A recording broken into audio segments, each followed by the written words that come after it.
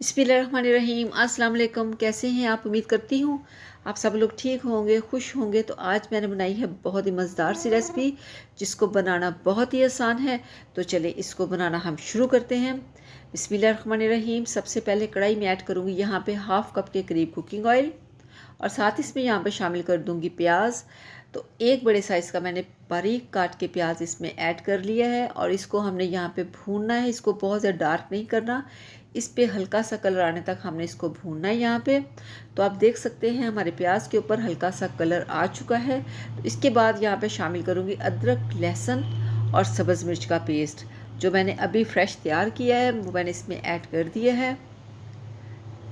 इसके बाद इसको हम यहाँ पे भून लेंगे, क्योंकि अदरक, लहसुन और सब्ज़ मिर्च का जो पेस्ट है, इसका जो पानी है उसको भी ड्राई होना चाहिए, और इसकी प्यारी सी खुशबू आने तक हम इसको भून लेंगे यहाँ पे तकरीबन 1 से 2 मिनट के लिए, बिल्कुल नॉर्मल आंच पे, क्योंकि हमने अपना मसाला जलाना नहीं, बिल्कुल हल्का सा इस पर कलर आने तक इसको हमने यहाँ पे भून लिया है।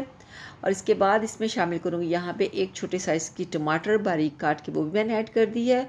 हल्का सा इसमें पानी ऐड करेंगे, और इसके बाद यहाँ पे शामिल करूँगी पाउडर मसाले। 1 टेबलस्पून मैंने इसमें ऐड कर दिया लाल मिर्च का पाउडर, थोड़ी सी हल्दी, और हाफ़ टेबलस्पून इसमें जाएगा नमक, और इसको हम यहाँ पे भून लेंगे।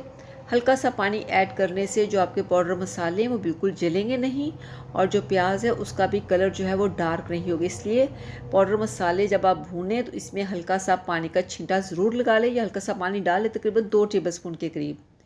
तो यहाँ पे आप देख सकते हैं जो हमारे मसाले हैं वो बहुत ही अच्छे से भुन चुके हैं। और इसके बाद इसमें शामिल किया यहाँ पे चिकन।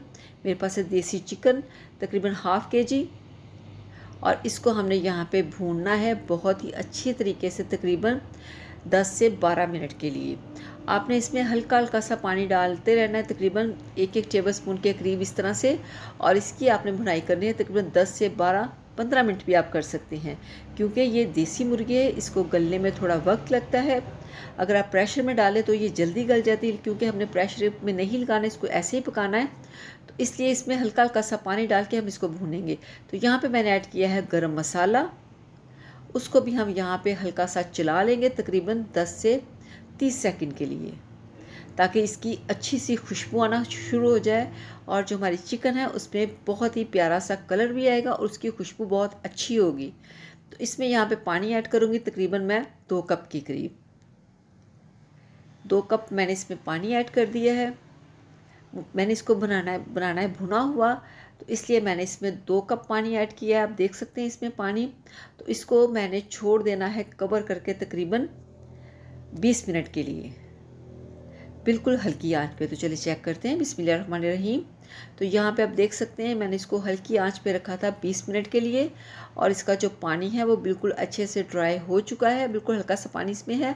और इसकी हम यहाँ पे भुनाई करेंगे, ताकि जो इसका जो पानी है वो भी ड्राई हो जाए, और इसकी अच्छी सी महक और अच्छा सा कलर भी इस पर आ जाए। तो इसके साथ ही यहाँ पे शामिल करूँगी सब्ज़ धनिया और बारीक कटी हुई सब्ज़ मिर्च, वो भी इसमें मैंने इसको ऐड कर दिया। अच्छे से प्लेट को साफ़ कर लें, ताकि जो हमारे मसाले हैं वो बिल्कुल भी ज़ाया ना हो। तो यहाँ पे इसको मिक्स करेंगे।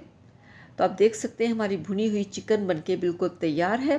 तो अगर आपको मेरी ये रेसिपी पसंद आए तो चैनल को ज़रूर सब्सक्राइब कीजिएगा, वीडियो को लाइक भी कीजिएगा, और आप इसको सर्व कर सकते हैं नान के साथ, पराठे के साथ भी। तो दुआओं में याद रखिएगा। अल्लाह हाफिज़।